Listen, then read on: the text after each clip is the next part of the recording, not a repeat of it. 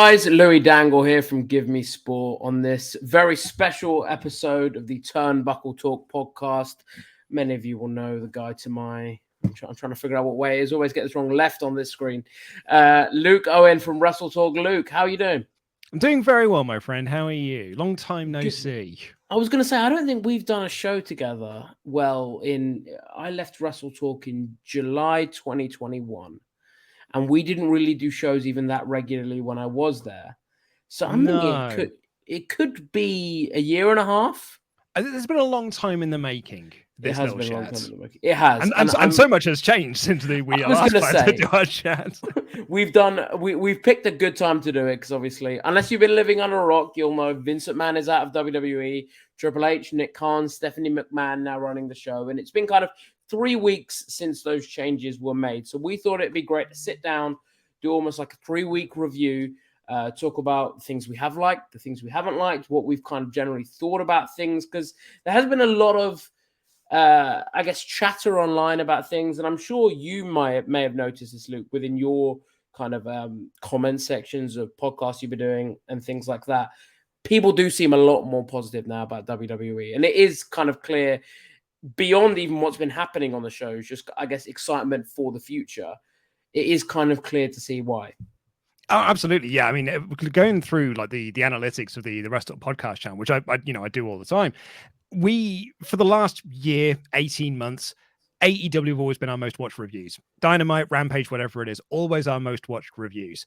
The last month, WWE has massively taken over. Raw and SmackDown hugely taken over. And I think, AEW have gone through a bit of a period of time where they haven't had like many of the top stars. Kenny wasn't there, Punk wasn't there, Danielson wasn't there, Cole wasn't there. And Raw for, most of this year hasn't been that great. And it wasn't that great last year either. But the second that one man stepped down and one man replaced him, all of a sudden, like that go home show for SummerSlam, the amount of like super chats we were being sent in that were just like, did you notice this change? Do you think this is changing? Can you see this change? People were like specifically watching Raw trying to spot the differences between a Vince show and a Triple H show. And I think post SummerSlam, that's just been even more clear. We're still getting messages, people being like, oh man, I can't believe they changed this tiny little thing. And it's massively improved my enjoyment of this show, not just from a storyline and, storytelling perspective, but from a production standpoint. And the swing has been drastic, to say the least. Brilliantly so as well. It's delightful to see how many people are so invested in Raw and SmackDown at the moment, myself included. I tell the story a lot on the show, but on Saturday I take my kid downstairs, like she's under 1, and so my wife can have a lay in because she looks after her in the week. And usually I go downstairs on a Saturday morning. First thing I do is I throw on and I watch Rampage. Last 3 weeks, SmackDown's gone on first because that's the show I'm really interested to watch. That's the show I'm really keen to see what's going to happen next on. It's similar thing. Kind of my brother, he will not watch WWE shows, not out of kind of spite for WWE. He doesn't watch AEW shows either. He's just not he's fallen out of love with wrestling, I guess. But that first show after SummerSlam, he watched. He was like, okay. He came into my room, I think it was 11:30. He was like, are you watching live? And I was like, yeah, I'll watch live. And he was like, okay, I'll join you. But a question I had, if you were one of those people, would you have tuned in the week after? Do you think enough was done? And I don't know what we were expecting. I think from us kind of, I wouldn't say diehard fans, but regular fans that watch every week, we watch enough to know the changes are there. And it was even those small things that grind our gears from watching every week. We could have been like, okay, there were clear changes to be made that I'll tune in next week because you can tell it's a step in the right direction. I'm just not sure whether WWE in that first couple of weeks of shows, and I kind of still processing it myself, trying to work it out. Do you think that maybe more should have been done? Maybe kind of a shock title change or something that people could have had a real indication, both people that watch the show every day and those that don't, that things really are different now under Triple H? I can kind of see where you're coming from there, and I can almost see the logic behind it as well. Like, especially in week 2, putting the belt on Tommaso Ciampa, just to be like, look, this is one of my guys, and we're putting the US title on him. And I really thought they were going to do so. I really thought that Triple H might do something like that, really handpick one of his guys and be like, It's a new era. Yes, it is. And this is my guy, and I'm putting a belt on him. But then I was watching that episode of Raw, and I heard the reaction that Bobby Lashley got, and I heard the reaction that Ciampa didn't get. And I was watching the match being like, oh, I hope they keep the belt on Bobby, because what we're in the moment, we're in a rebuilding phase of a lot of the Triple H guys that, maybe Vince didn't see the same thing in that Trips did. So I was quite pleased to see that they get the belt on Bobby. And I think from that first week, the first episode after SummerSlam, I think you can say that's the first proper Triple H show. Because SummerSlam was, had all his moments on there as well. But that Raw certainly was the first one. The thing that I really enjoyed about it, and I think the biggest plus point I can think to it, is in that a 3-hour show, it just had 4 storylines. Yeah. And every segment was dedicated to those 4 storylines. And it meant that if you are a new viewer coming to this, it sets you up for stuff to be excited about next week. You had the 2 triple threats, and then you had Ciampa versus AJ for a shot at Bobby Lashley next week. And you had the video packages around the United States Championship. So if you buy into those 3 matches, you are then going to want to tune in next week to see what happens when Ciampa goes up against Lashley. Same thing with Bailey's group. And I thought they did some really just good, solid stuff. And I think that's actually the key to Triple H's success that he's had thus far, at least from my personal perspective and from our viewers' perspective, is he makes you interested enough to check out next week's episode. Even if it's just one thing, like the Dexter Lumis angle. People were talking about that online to be like, okay, well, now I've got to see next week because I want to see what happens. Karrion Kross, well, I've got to see next week because I've got to see what happens. And that was the Attitude Era writ large, was you end the show with a boom, here's a reason for you to tune in next week. And you get that audience. And so I think that Triple H has done enough. Maybe you're right, it's not a big thing, but enough small things that can hopefully grow an audience over time. I would like to think so. I was even thinking kind of about the Tommaso Ciampa thing that you brought up. I was almost more like you were saying, more impressed that he didn't make a kind of rash decision. Yeah, because we're so used to seeing those kind of decisions where to pop a rating, something will happen, and it won't make sense. For long-term storytelling, it won't make sense. It'll be a very kind of short-sighted decision. But like you were saying, it's part of a rebuilding process. So for me, again, like you, I thought they were going to do the title change, but after watching the show, I said, okay, Tommaso Ciampa will be a champion within the next, but by the end of next year, I'm certain he will hold some form of gold. And I think Triple H knows that now. So I wasn't concerned like we would have been previously for someone in that spot, where if they get that spot, like Mustafa Ali against Theory earlier in the year, everyone's like, oh, okay, it's exciting. He's getting that spot.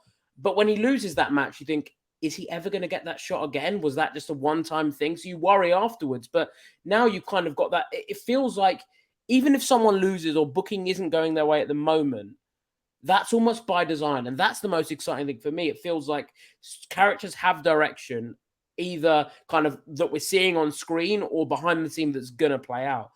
And I wanted to speak a little bit further about the kind of the changes that have been made and what we think of them. So for me, kind of the big thing about Raw is, and I'm not sure whether this is intentional or not, Triple H seems to be treating it like a 2-hour show. Oh, yeah. I mean, I think slightly to his detriment as well, because I think he is booking a 2-hour show, and then the 3rd hour is just unfortunately still there. Yeah. He's clearly looked at the data and be like, yeah, not everyone watches the 3rd hour, so I'm just not going to bother with it at the moment. And it's just the main event is at the end of hour 2, and then there's just some stuff, and then it's Dolph Ziggler and Chad Gable. They're going to do 15 minutes, and no one's really going to care much in that last hour. I'm not sure what's going to happen, because it's not solely true. Previously, it was Vince McMahon's ship.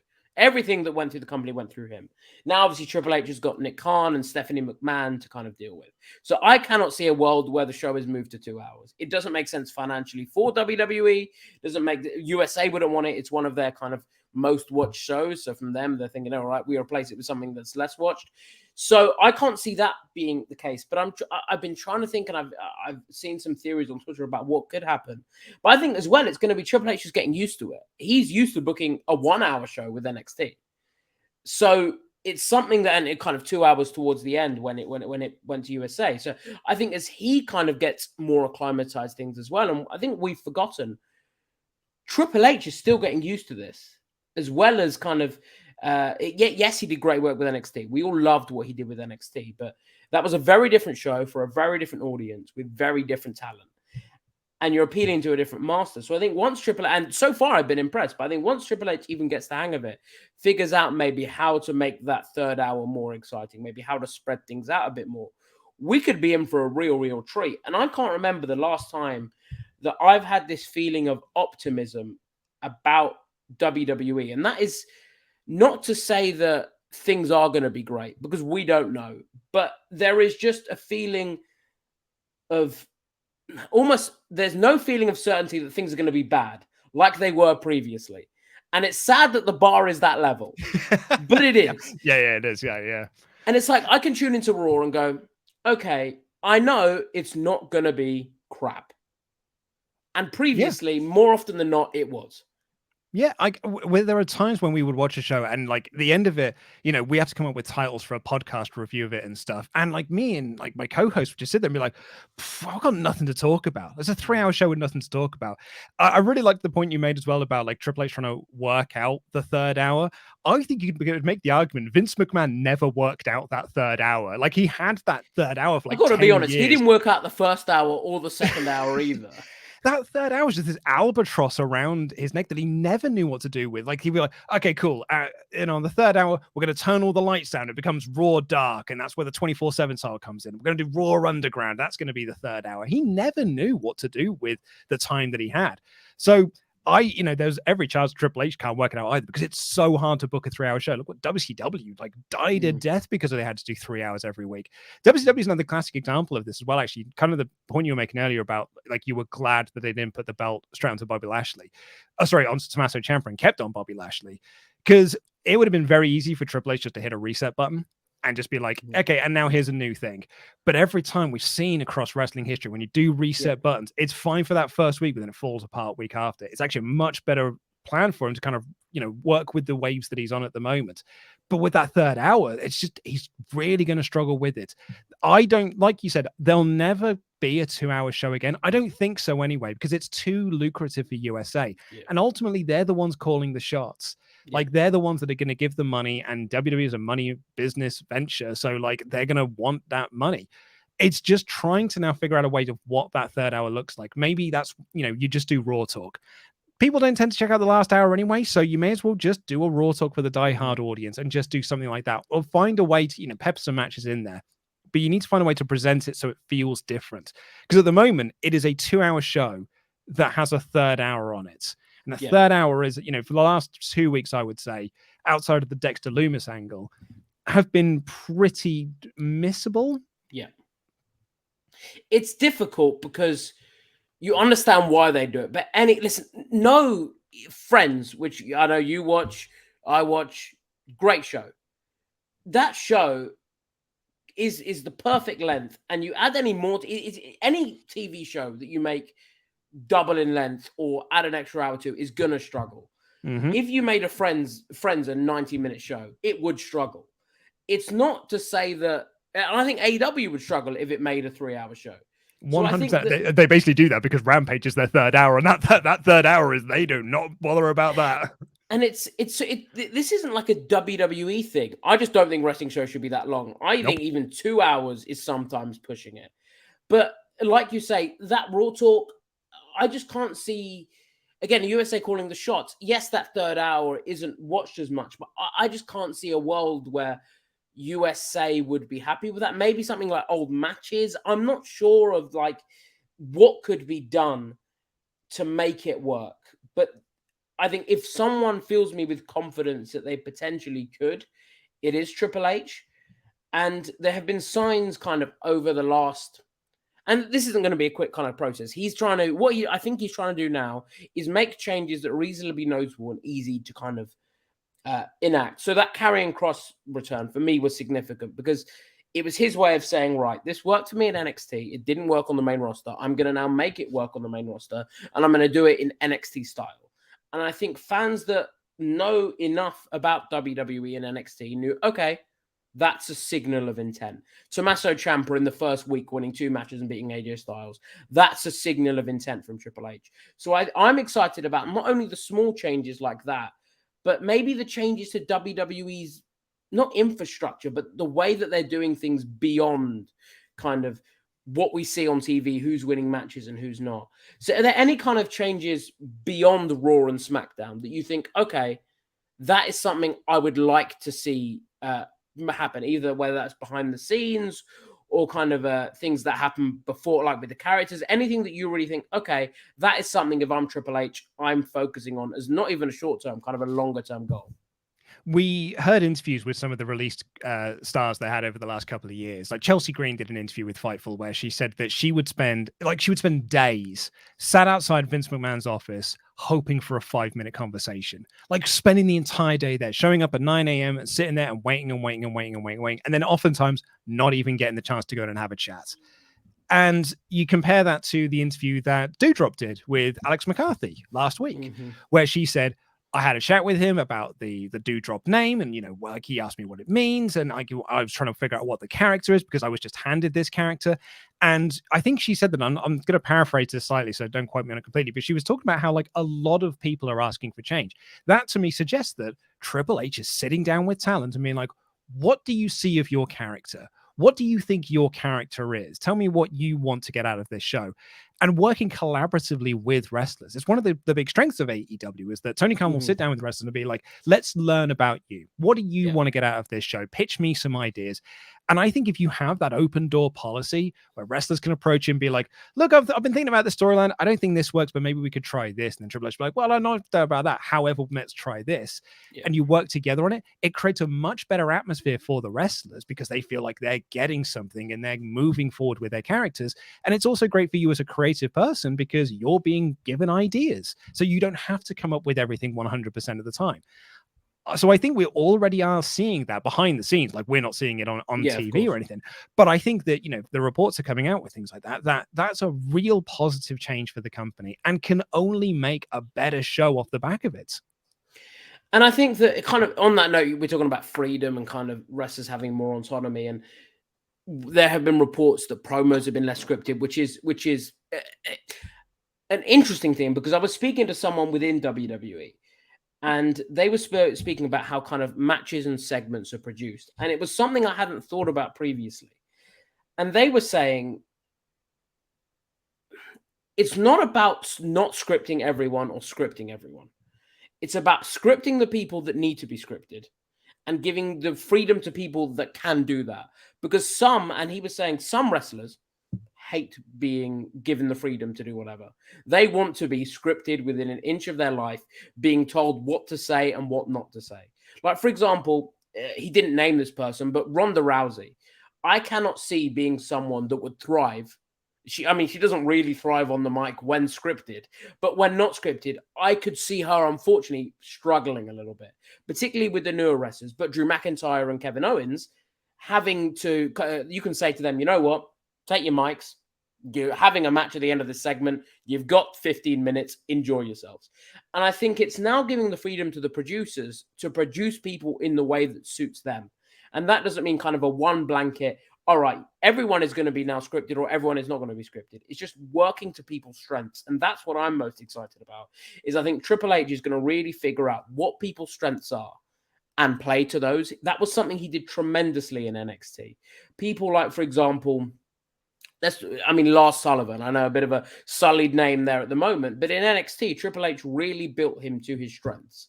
Same with, for example, even you look. I think he's done the best work that Baron Corbin's had. I was going to say Baron Corbin, someone like that who just works well under Triple H. He made that kind of his character interesting, and I think that is something that Triple H is going to look at everyone and go, right, what are your strengths? What are your weaknesses? Let's do more of your strengths and less of your weaknesses. I think we're even seeing that now with Ronda Rousey. She is being now slightly more of a badass character than she's been previously.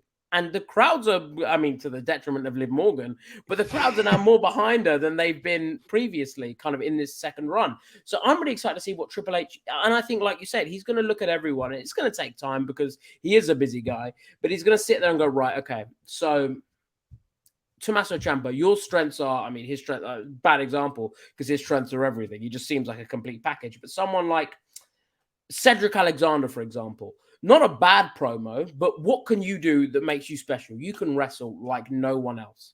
So go out there and let you wrestle. The Miz, for example, you know what? Not the best wrestler, but put you in there with wrestlers that are fantastic. And he's had some of my favorite matches on Raw since Triple H took over. Granted, because he's kind of been carried by other people, but I'm really excited to see Triple H just let people do what works for them. And I think we're going to get a much, much, much more enjoyable show and a much more coherent show out of it. I wanted to briefly touch on kind of the small changes that have been made.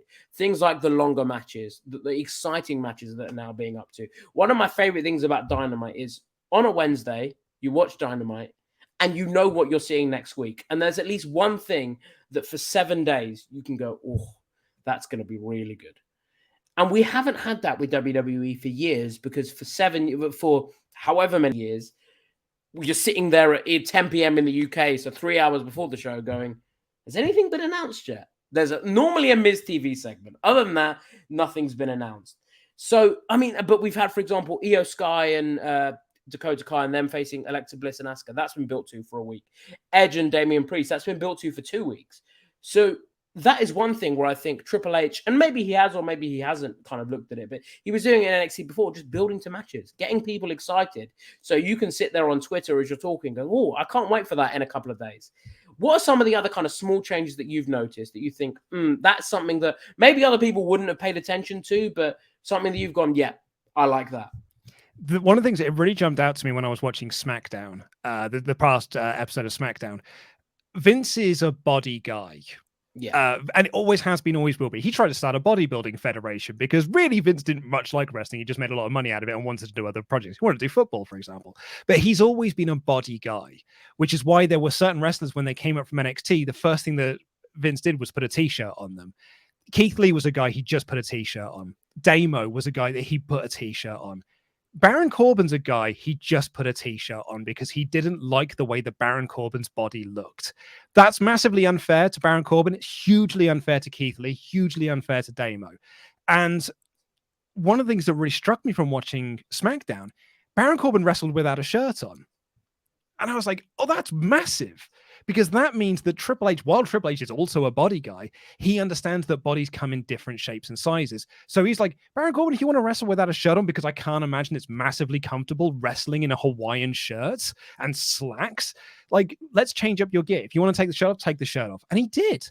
And I think that actually is like a tiny little thing. Like I said, not many people have picked up on, but I've always had a real issue with Vince McMahon's issue with body types. That I'm like, that's a great sign. Because that means that people aren't going to be shamed into how they look and be like, put a t-shirt on, pal, because I don't like the way that looks on TV. I think that's because Baron Corbin's got a unique look about him. And I think putting him in a Hawaiian shirt helps that or anything, or making him dress like a waiter, like when he was the Constable Corbin. So I think that's actually that's a positive change. That is, like, for me, is a complete net positive. That, and I didn't realize this until someone messaged in on our show. People aren't standing in the ring for 15 minutes anymore.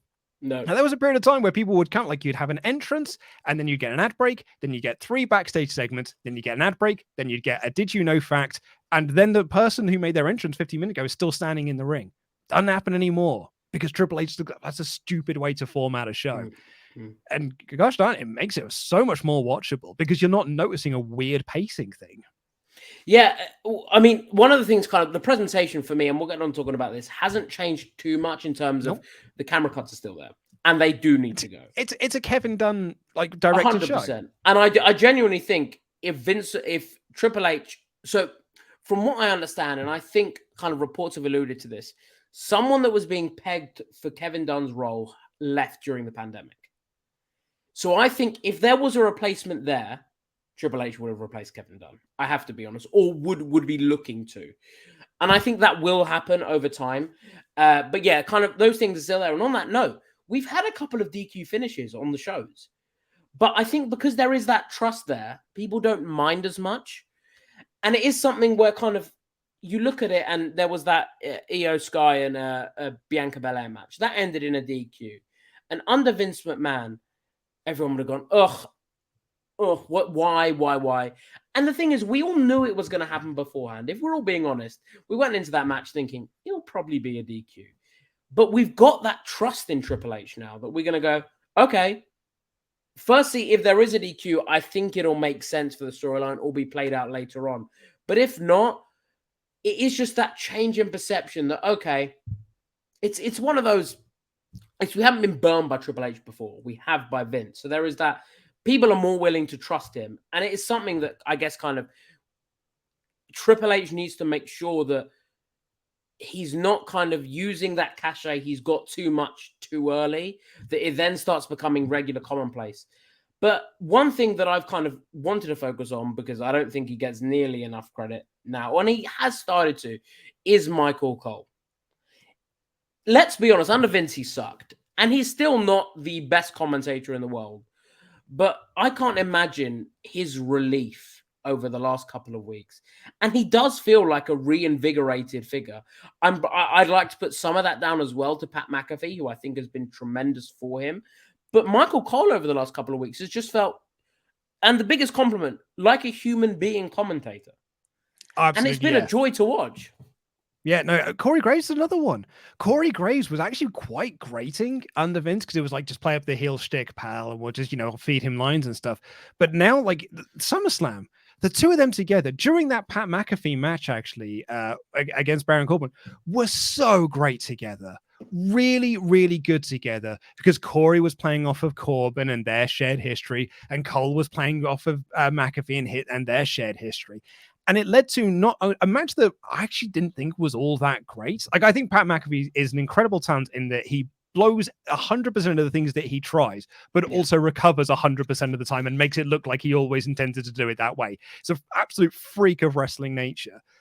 But it was a match that was really solidly built by the commentary team. The commentary made that match. So we did our live reactions to it, and we don't have the commentary up a lot because if microphones get picked up on it, we could get demonetized on the channel, which is always a bad thing.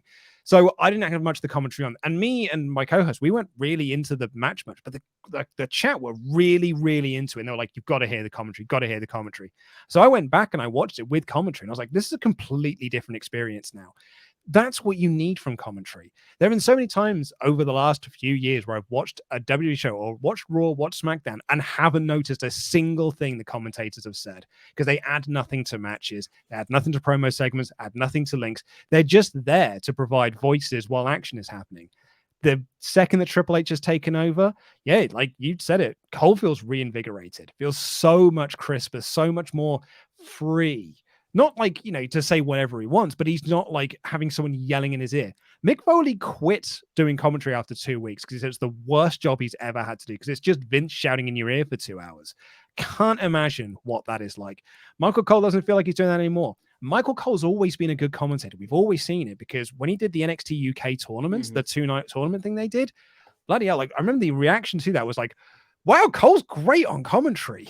Like him and McGuinness were doing amazing work on commentary. It's like, yes, he also produced NXT commentary with Mauro Ranallo. Everyone loved Mauro, and Cole was producing him on that because Cole knows what he's doing.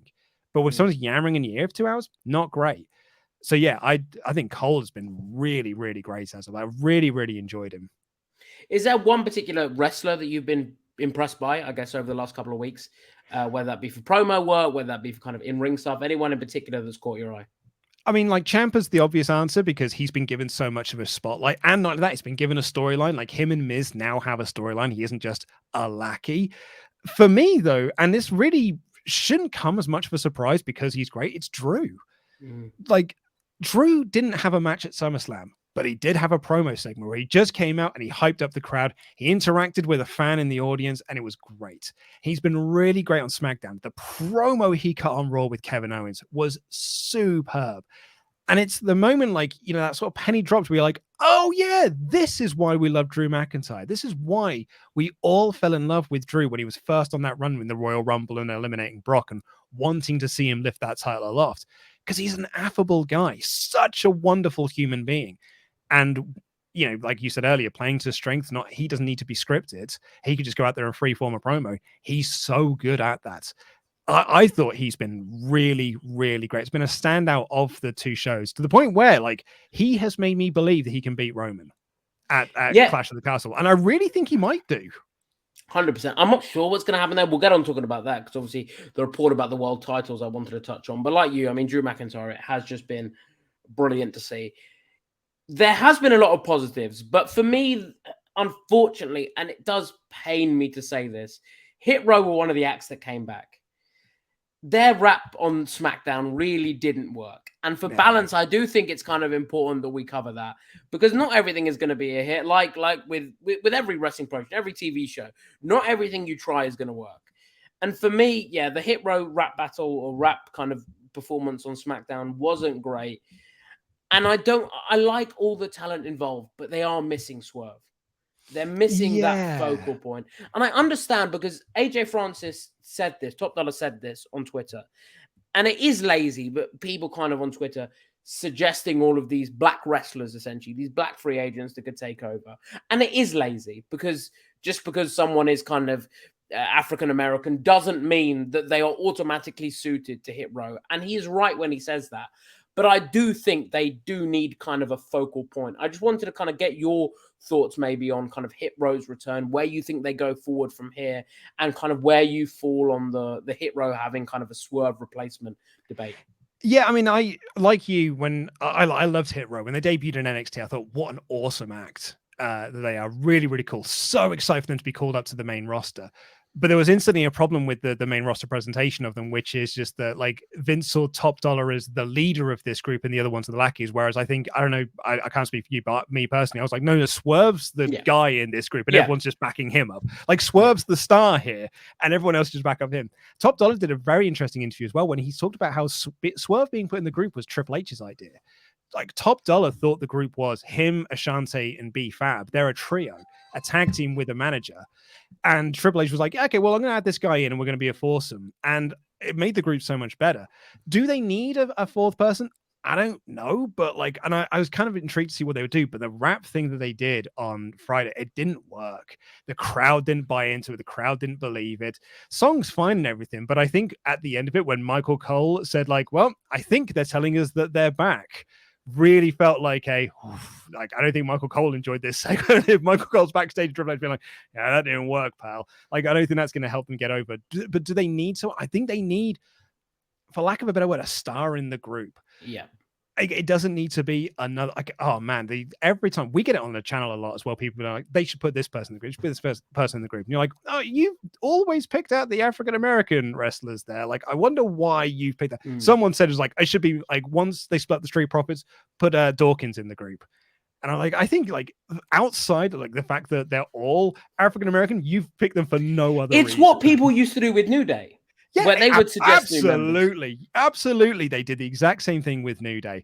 And yeah, I don't know whether they need a fourth person. I think they can like survive as a tag act with a manager, but they can't be doing the thing that they did on SmackDown, because that's just going to hurt them as a group, and it's going to have the fans turn against them. And before you know, they're going to be turning them heel, and it'll be, which were actually fun enough. What the New Day happened, New Day were pushed this babyface act, crowd didn't buy them, so they turned them into heels, and then they became the biggest act on the planet. So maybe that'll actually be a good thing for them. I'm going to shoot myself completely in the foot here, because I'm going to suggest someone, and he is African American, but I think Leo Rush could really work with as a mouthpiece. Yes, yeah. If he's brought back to kind of be that mouthpiece, as someone that is recognized, particularly if they do go down that heel route, because he's that annoying guy that can work. He has got the history in rap as well. He's kind of released songs. He's done his own thing there. And I wouldn't be surprised if we do see Leo Rush back in WWE. But he's someone that I think, okay, that could work. And I'm more excited kind of about when we speak about the returns, yes, and we'll get on talking about the likes of Bray Wyatt, Johnny Gargano, Sasha Banks. I'm excited for the likes of almost your Tegan Noxes, your people like Leo Rush, your Emma or Tenille Dashwood, the people that are just great bodies to have on the roster that might not be. Tegan Nox, I think, definitely could be, but the people that I think, okay, you may not be main event of WrestleMania, but you are someone that is just a very solid hand to have in that mid-card, can go up to kind of those upper mid-card slots when needed. Leo Rush being one, Candice LeRae being one, even though, again, I think she could definitely be someone that goes further than that. Emma, Tenille Dashwood, who are some people that kind of beyond that we've seen the returns of Dexter Lumis, we've seen Karrion Kross, Scarlett, we've seen Dakota Kai. Who are some people that you think next on the kind of wish list that you think will be brought back? I mean, I wouldn't be surprised if they brought back John Morrison. I really wow. wouldn't if they just brought him back, because you want to talk about a guy that's just a good solid hand to have on the card, that you don't need to give a big world title push to or a big upper title card push to, but just to go out there, have good matches. He's not a bad shout. He's not a bad guy to get a hold of. They AEW brought him in for a couple of shots, and he had just 2 really good matches. And sometimes that's what you need from wrestlers. Someone sent an ultra chat to us recently that was just who do you see as WrestleMania main events in the next couple of years? And broadly speaking, I don't think it's going to change much between Vince and Triple H. It's Roman Reigns, it's Drew McIntyre, it's Bobby Lashley. It's actually the kind of group of guys that Vince had already built up to be the main eventers. But that's not to say that Ciampa and Gargano aren't going to be forgotten off the main event of the Mania card, but they're going to be those mid card, and you need a solid mid card. You need a solid upper mid card, and a lower mid card. You need to have that group of guys there that can not just fill out time, but entertain fans, put on 100%. Good matches. And I think Morrison's a really easy get. Bring him in. You could, even bring him in with Frankie Monet if you want to bring it back as out or Taya Valkyrie, and bolster up the women's division together. And I think he's a solid hand to have on, and also a guy that can teach younger guys things as well. Tegan Knox, as a name you mentioned, I think is a slam dunk of an opportunity. She's got to be in Cardiff. Yeah, she's got to be. Yeah, absolutely. The timing just seems too right not to bring her in for then. I know that obviously she has injury issues. I believe she's healthy now. And I know she's having kind of visa issues. But if she doesn't come in for Cardiff, I feel that's a massive opportunity, a missed opportunity. But you were speaking kind of about that, the Johnny Gargano to Smash Ciampa thing. No, I don't think I don't think they will main event WrestleMania in the next 2, 3, 4 years. But I feel certain in the fact they will have a WrestleMania match against each other. Yeah, and absolutely. That would not be something that Triple H did. And over the last few years of WrestleMania, it's been, okay, the main event will be good. And it's what else? The Apollo, the one that comes to mind, Apollo Crews Big E from WrestleMania last year. You sit there and you go, on paper, yep, but it's not doing anything for me. Everything else feels B-show level. And I'm excited for Triple H for everything on a card to matter. And that'll be something where even if the main event, the wrestlers aren't in the main event slots, they will have stories that matter. They will have stories that have been built to for a long time that make sense, that we haven't seen the previous month, that you can then go, okay, I'm really excited for that. And like you say, I feel certain in saying this. I think in the next 3 years, I think in the next year, Johnny Gargano will be back in WWE. 100%. Without question. And I think he has a WrestleMania match against Tommaso Ciampa.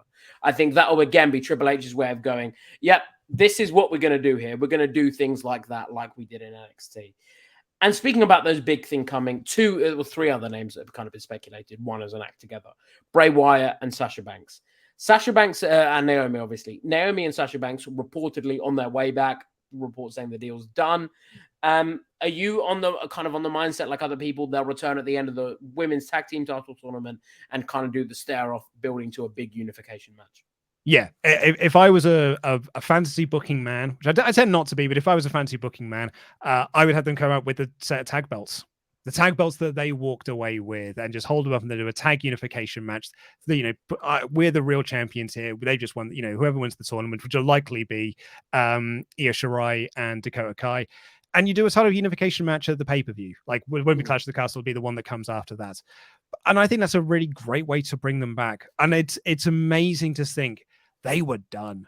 Out the door, gone. And all it took was for one man to step down and one man to get his marching orders and one other guy to step in charge, and they're going back into the door.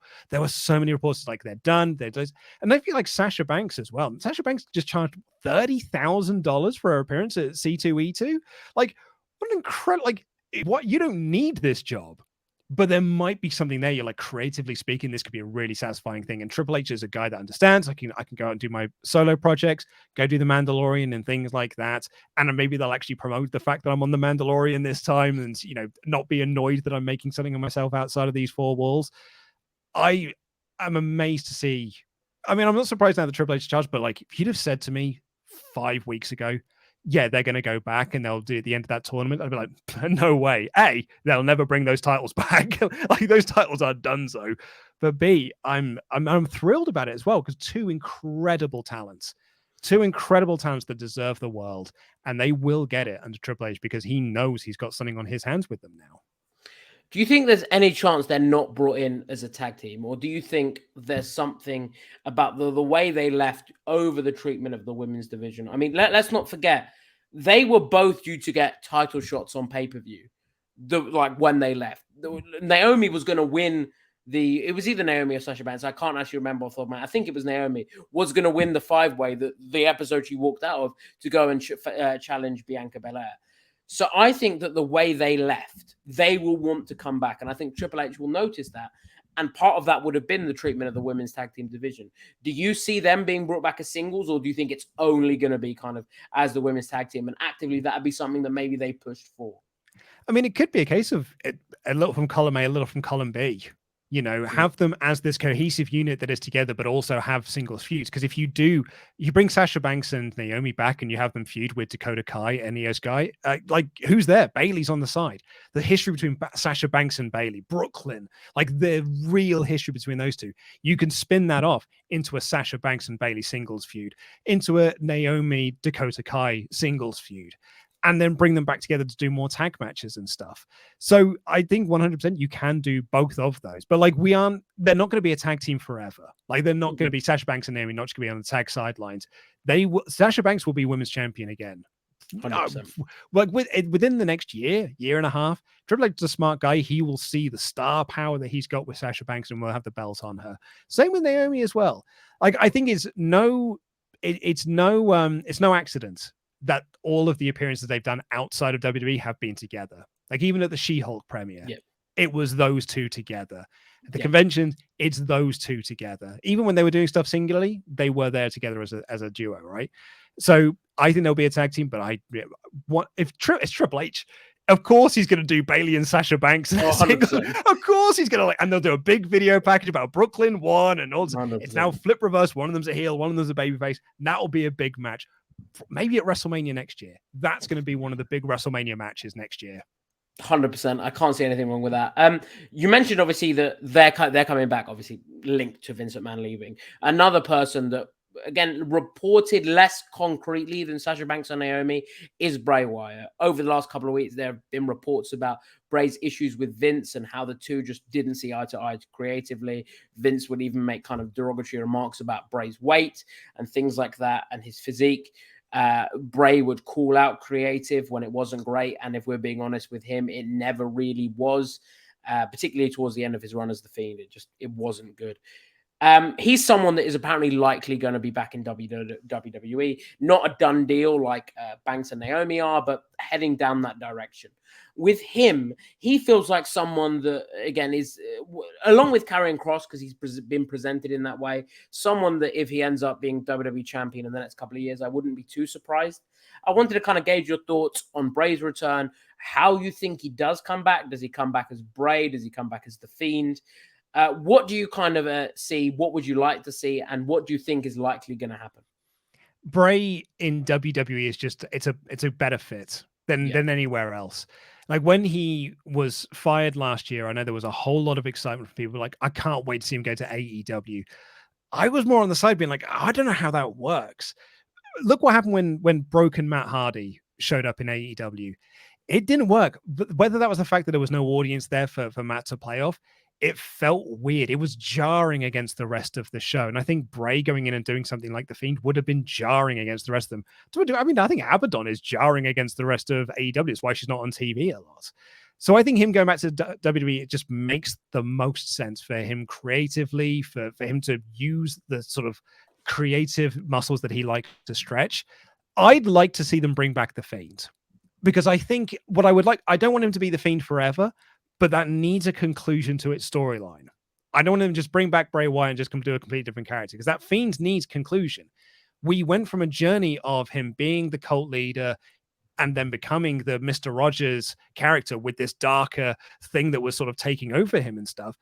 We need to see a conclusion to that. What happens to that character of Bray Wyatt? How does he get back to being cult leader or whatever the new version of Bray Wyatt is? But I think we need a conclusion to The Fiend, a satisfying conclusion as well. I would like to see as well, because the conclusion that we have isn't satisfying at the moment. That last feud he had with Randy Orton, Christmas Day, it went on forever. Like it was never ending, and they never did anything good. It was dreadful on Raw, and it had a terrible conclusion at WrestleMania. I need to see that full stop on the Fiend storyline. Also, I just want to see a big Fiend entrance, because we never got to see that big Fiend entrance, and I think we really do need to have that. I fully understand what you mean. 100%. I just think that there is a bit of a ceiling on the Fiend. And yeah, absolutely. And I think it's such a difficult character to book. It's so difficult. And I think that for me, and people have often said this, that the biggest mistake they did with the Fiend was putting him in with Goldberg, like losing to Goldberg. I disagree. I think the biggest mistake they made with the Fiend was putting the title on him. Because something like that, and the comparison I always bring up is when you think of The Undertaker and his iconic moments, how many involve one of the world titles or a world title? Very few. And it's actually a mark of a great character that you sit there and go, they don't really need the world title to be kind of at the top and to have iconic moments. And I put the Fiend in there and I put The Undertaker in there. And I worry that it's such an easy thing. When someone gets hot, you want to strike while the iron's hot and put the title on them. But putting like the title on a character like the Fiend is so difficult. And they're such a complex character to book when you've got so many other things to juggle. So I do kind of trust Triple H to do it, but I'd be cautious if he were to be brought in as the Fiend. I think he would be booked better as the kind of cult leader Bray. But I understand what you're saying in the sense that I'm pretty sure he would want to come back as well, almost like Sasha Banks and Naomi, that would want to come back and kind of focus on that women's tag team division because of how it was booked under Vince. I think part of Bray would maybe want to do the same with the Fiend and want to come back and go like, you know what? I'm going to prove that it wasn't a me issue. It was a Vince issue. I also just think that as a storyteller, the fascinating thing about Bray's run in WWE is that every character leads into the next. I think it's a bit muddy around certain periods of time when Vince made him a magical, spooky person, because that's not really what the cult leader Bray Wyatt was. But he's found a way to make all of that work. And he's found a way to tie that all together into one wonderful world-building continuity. So I think if someone like Bray, Wyndham's going to want to come in and finish that story and be like, because I think you're right. I think the Fiend is a really difficult character to book, almost impossible to book in a way, because he's a movie villain. He is a Jason Voorhees movie villain. And you go back and watch those Friday the 13th movies, as a huge fan that I am, they always struggle with that final act of actually defeating the baddie in a satisfying way. That's even harder to do in a wrestling sense. Hell in a Cell 2019 is killed that character dead, but they still put the title on him afterwards, and he never recovered from Hell in a Cell. Goldberg was the final nail in the coffin, but Hell in a Cell put him in there in the first place. But I would imagine, I don't know him personally, so I don't know if this is for certain, but I would like to think that he wants to get that character done and then move on to the next thing. Not done as in let's sweep it under the rug, but my next character needs to feed in from this. Yeah. So what does this final act look like to set me up for my next chapter? Mm-hmm. I agree with you. I agree definitely with what you were saying there. I think with Bray, such a creative guy, and I think that but probably maybe even comes in as the Fiend, but like you say, then evolves pretty quickly just after he's put that kind of bow on things. I wanted to briefly touch on the world titles. Reports that USA Network wants a title on Raw. Obviously, Roman, when he does appear, which is pretty rare these days, it tends to be on SmackDown. Do you think we see separate world titles? And do you think kind of Drew McIntyre plays into that? Do you think Karrion Kross plays into that? I kind of wanted to gauge where you think that the dust could settle with that. I'm amazed it hasn't happened already. I said in the lead up to WrestleMania that I'll unify those world titles by SummerSlam. We'll have separate titles again, because I think Vince will get bored of it and we'll just split the titles off. Maybe we would have done, but Roman going into a part-time role, I think we do need separate world titles. I think unifying them was a terrible decision. I think it was a massive mistake. It was just a marketing ploy to make this feel like a massive WrestleMania. They didn't need to do it, and they've now put an anchor around their neck with both of the belts being effectively on one show. Raw really missed them. When Roman won those belts and he was only ever appearing on SmackDown, if he ever did appear, man, Raw really did miss those belts because they never elevated the US title either. And I'm with USA on this one. I think Raw needs a world title. It needs a champion. SmackDown needs a top champion on there as well. I do think I'm pretty confident Drew's winning the belt at Clash of the Castle. how you then split those titles up separately and creatively satisfying, I don't know, because like people would often chat to us, be like, oh, what if Austin Theory cashes in, but he only wins one of the belts? And I'm like, that to me just sounds like well, yeah, exactly. Yeah. Why? Like, that's a really lazy way of just getting one of the belts onto a different show. So I think you need to have a reason for why the belt's split up again. Maybe that's the introduction of a, this is the unified title. We're not going to bring back Big Gold, or you bring back Winged Eagle or whatever like that. I don't know what it is. I'm not the guy in charge. I would like to see them have separate belts again, though. I mean, do you agree? Do you think that? I 100% agree, and I think that the biggest beneficiary of this could be Cody Rhodes. Yeah, could be. Particularly because, let's be honest, there's been debate about whether it should or shouldn't. And we won't go into it now because this could be a whole podcast. But Rock and Roman is going to happen at Mania next year. And it will be for the titles. So glad you've said that, because everyone shouts at me whenever I say that. Every time I say it's going to be Rock and Roman at WrestleMania, people are like, you've got to get off that train. It's not happening. It's going to, and you know what? It should happen because it's the bigger, for WWE. Yes, it might not make sense. It does make sense, but it might not be kind of the young star that we'd like to see. But business-wise, having The Rock involved in Los Angeles for WrestleMania to be beaten by Roman Reigns is the biggest thing for everyone involved. And it will be for the titles because bigger match, bigger marketing ploy, like we kind of spoken about with the Undisputed title. But Cody Rhodes and Seth Rollins, I think, will have a match at WrestleMania next year. I think Cody returns at the Royal Rumble, if he's fit by then, wins the Royal Rumble. And Seth, you know what? I would like to see him with a world title between now and then. Or maybe kind of Drew wins it and he beats Drew or something. I would basically like to see Cody return to win the Rumble to beat Seth at WrestleMania. And I think he could be the biggest beneficiary of the world title splitting. And I, like you say, there is something about an undisputed title that carries that way. I get why WWE did it. I don't agree with the decision, but there is something about you being able to say Roman Reigns undisputed champion. It's like a little bit, okay, that's quite cool. But yes, like you say, it was such a short-sighted decision. It was purely for the marketing ploy of saying winner takes all to make the match the biggest WrestleMania match ever. And I would definitely like to see those split. And I think that both shows would benefit from it. I think what Triple H has done with the US title and the Intercontinental title has been great in elevating those titles in the main title's absence. But yeah, like you say, those world titles for me should be separated. I would have said, sorry, I didn't mean to interrupt. I would have said that Rock Roman at WrestleMania would have been for the titles. Oh, 100%. Under Vince. I like to think actually under Triple H, he might just see like that. But it's a match that doesn't need the belts. It's a match that sells itself anyway. Like, you're right, it's the biggest match, and the biggest match, will probably headline the show. And I think Rock Roman should headline the show. But I don't think it needs the world belts around it because it sells itself. And so rather than just having one match, that's the big thing, you could have 3 matches that are big, like 3 big marquee matches. So I don't know. I think the Rock Roman is happening, but 3 months ago, I would have said 100% it's for the belts. Over the last month, and maybe it's just because Drew's so good at what he does, I now think that he's winning the belts at Clash of the Castle, and we're going to get a different storyline for Roman to get to Rock.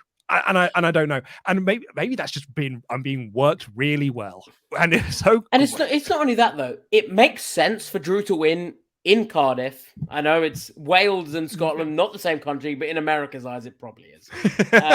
It's like Wimbledon. It's just exactly. Like if you are from Scotland, you're one of us. Exactly. It's one of those things where I was speaking to actually someone in the office, and there's someone that is not a wrestling fan, they're a football fan, but kind of has a fleeting interest and will ask questions, and I'm sure just to be polite and engage in chat with me. But they kind of said, oh, so Drew's going to win in Cardiff, right? And I said, to be honest, I don't think so. And they said, oh, so why are they having the UK guy lose in his home country? Well, not home country, but kind of home area. I was like, and they were like, he was the one really campaigning for the show, wasn't he? And I was like, yeah. So they said, so surely he should win. And I said, well, yeah, but they probably won't do that because blah, blah, blah. But like you said, kind of the last few weeks have made me think, okay, there's a chance. And now we've got guys like Seth Rollins, we've got Kevin Owens, we've got Drew McIntyre, that you could build that scene around, that I think it would be incredibly exciting to have. And I hope it is something we see. And on that note, kind of what is, I guess, the one thing between now and 2022, if I had to ask you for one thing, you were able to sit down with Triple H and he goes, right, Luke, give me a pitch. Give me 20 seconds, 30 seconds, whatever, for one thing that you want to see between now and the end of 22 in WWE. What are you pitching to him? 3 words. Bruiserweight Pete Dunne. Yeah. I don't like Butch. I mean, maybe it's just because I'm a Pete Dunne mark. I don't like him being scrappy, dude. That's not my Pete Dunne. Don't be wasting his great. He's a young guy. Don't be wasting these years having him dressed like an absolute tit and just being a little scrappy dude and be held back by Ridge Holland. Give me the bruiserweight. Give me my bruiserweight back. And like it may seem like a really small and petty thing, but I think the guy's money. The guy's a great talent to have, wasted away being third fiddle to Ridge and Sheamus.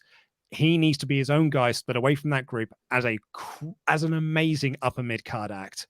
That is one thing I would like out of Triple H. I got to be honest, I don't even think you take 20 seconds to convince him. If that's something we do, exactly. He loves Pete Dunne. He loves Pete Dunne. It's something we will see. I'm pretty certain of it. But kind of on the flip side, I spoke to Pete Dunne in an interview, or Butch in an interview, and I'm not sure. It's always hard to tell with these interviews because you ask them, and Doudrop was quite honest about it. And I've spoken to her previously even about Doudrop, and she spoke about how she thought the name would be temporary. She seemed quite open with it. But any interview you see with Butch, and mine was included, he spoke about how he's enjoyed this character. I'm not sure whether that's him just saying that because that's the character he's playing, and he doesn't want to seem to be kind of slagging that character off or being negative about it. I'm sure if you offered him the chance to become Pete Dunne again, he'd probably take it. But yeah, like you said, and kind of if there was one thing that I would to kind of ask of Triple H, it would just be. And kind of the one thing would have been Kevin Owens, and it's happened. But mine is going to be Kevin Owens and Sami Zayn as a tag team, because that is one thing that we've really lacked over the last couple of since they joined, them not having a tag team title run. It could be money. They're both doing such great work. They're both now kind of involved in the Uso storyline. The one issue is, I guess you've turned Kevin Owens heel, well, not turn him heel, but with that prize fighter thing, we're kind of going back to what he was doing in NXT. So turning him, because the story of like the Usos beating him down basically, and Kevin Owens comes out and saves Sami Zayn, and they take the titles off the Usos, does write itself. But I'm just not sure how that kind of works with Kevin Owens' kind of new prize fighter character. But kind of the overall thing I would have said to Triple H after SummerSlam is just, please do something with Kevin Owens. He's so good. And he does look like he is, which is definitely kind of a positive. Do you kind of want that tag team title run? Or if I said to you, right, you've got the option, tag team titles or singles run for Kevin Owens, what are you going for? It's funny, isn't it? Because like we always get the question, like who's going to be the tag team that dethroned the Usos? I've never really had an answer. And then Kevin Owens in one promo on Raw where he was like, I'm going to win the tag team titles, and he'd mentioned Sami Zayn like 4 sentences earlier, and all of a sudden I'm like, oh, there's your team. That's the team to dethrone the Usos. It's literally right there for you. And like you're right, like they're now both involved in a bloodline storyline. And I think the great thing about Kevin Owens as a character is that, and I think this is a positive of Triple H as well, Triple H has said for years he doesn't see baby faces and heels, he sees characters. Sure. And it could just be that like you don't have to change anything about Owens, you don't have to change anything about Sami Zayn, but they only, as a united front, going against the Usos. The prize fighter, the conspiracy theorist Sami Zayn, very sympathetic Sami Zayn, shaves his beard, cuts his hair, and goes back to being like NXT Sami Zayn. And you've got a wicked tag team on your hands there. You don't have to change anything about Kevin. He could just be the character that he is now, the prize fighter. I'm fighting for the belt. I'm fighting with my best friends. And that's a great storyline to do, because you don't have to change anything about the Usos either. Like they're still the same characters. I think that by the end of the year, they'll be the tag champions. Like it might even be like within the next month or so. Tonight on Raw. May as well be, yeah. Like they'll be tag champ. They'll tell a really great storyline with it as well. And I can't wait for that moment when they do reunite and hug. My only sadness is it's not going to be in Montreal, because that reaction Sami got. Like I'd almost wait for your next Montreal show, and that's when you do it. 100%. They're so good. Listen, Luke, it's been an absolute pleasure to chat today. Talk about these kind of 3 weeks Triple H. Like you, we all kind of seem positive. Looking forward to seeing what's next. But I want to end with one question. It's one that, in my mind, I'm really not sure on the answer to. I'm leaning one way, but I'll tell you that afterwards. Vince McMahon, gone from WWE. Do you think he ever appears on WWE TV again? when he goes into the Hall of Fame. Yeah. So you don't think he's going to almost be, again, vastly different circumstances, but written out like Chris Benoit that is now not mentioned? Do you think that? So you think that he will eventually go into the Hall of Fame and will be brought up again almost once the dust has settled from this investigation? That's the key to it, isn't it? It's the outcome of the investigation. It's the outcome of the investigation and how much mainstream press that it gets. Because if it ends up being really bad and all the mainstream press about it is really bad, then yeah, they will distance themselves away from it. However, I even think once the dust has settled on that, they may not bring him back, because he can't bring him back to TV regularly. It's not the time to be doing it. And also he's a terrible weekly character to be on TV because it's 100,000 years old. It's not the time to be doing it. But if they will let the dust settle long enough, Warrior went into the Hall of Fame. Yeah. Hogan has appeared on TV multiple times since everything. We are in a world where eventually things do blow over. And I think that even if it is really, really bad, there's every chance that Vince will be in the Hall of Fame and he'll get to do a Hall of Fame speech and everyone will applaud him and everyone will do the bowing thing and they'll sing No Chance and we'll almost act like nothing ever happened because we've done it with Hogan and we did it with Warrior. And we've done it with a whole bunch of very, very testy characters, so to speak. I can 100% see him being on our screens again before he's done. I agree. It's one that I see it from both sides. I could see WWE, the new regime, wanting to go, particularly Triple H, wanting to go, you know what, this is our thing. But I don't think it would be his decision at the end of the day. I think that there could be something done, like you say, in a couple of years' time, goes into the Hall of Fame. Maybe even WrestleMania 40 goes into the Hall of Fame, and everyone, like you say, will sit there. You will have people on Twitter that hate it, and understandably so, and you will have people in the arena that some, I think, will not have a clue. Will think that Vince did just retire because he was old, and will then applaud him and cheer him. But it is definitely it's something that I've been thinking about and being what could happen there. But listen, Luke, it's been an absolute pleasure to chat today. And I know that one thing we don't do here on the podcast is review Raw and SmackDown every week, but you got and AEW, you guys do over at WrestleTalk. I just wanted to give you the floor for a minute to let people know the great stuff you guys have got going on, where they can find all of your work and things like that. Thank you for having me on. It's been an absolute pleasure. It's been wonderful to have a chat and a proper little catch up with you. It's been great. But yeah, you can find us WrestleTalk. We're up on YouTube. We post up videos daily on the WrestleTalk channel, WrestleTalk News, covering all the latest in wrestling news, as well as reviews of Raw, SmackDown, AEW, Rampage. And we also have the WrestleTalk podcast, which is longer form discussions about those shows. We do live stream reactions for pay-per-views. We do reviews of pay-per-views and everything. So yeah, we are a one-stop shop across two channels for all of your wrestling review needs, if you need them. I got to be honest, sometimes when I can't be bothered to watch the shows, I just listen to the reviews. Sometimes it does make things a lot easier. You and Buddy Luke, Matthews. Exactly. Luke, again, it's been an absolute pleasure, and hopefully we can catch each other again, maybe 6 months down the line and do a 6-month Triple H review, talk about all the things that have been going on, talk about all the wacky stuff that's been going on. But again, absolute pleasure to chat today. Thank you so much.